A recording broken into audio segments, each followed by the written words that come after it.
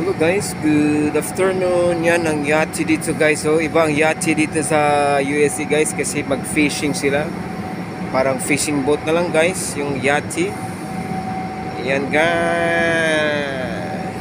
Saka yun ang Owelry guys. Yan ang ano guys oh.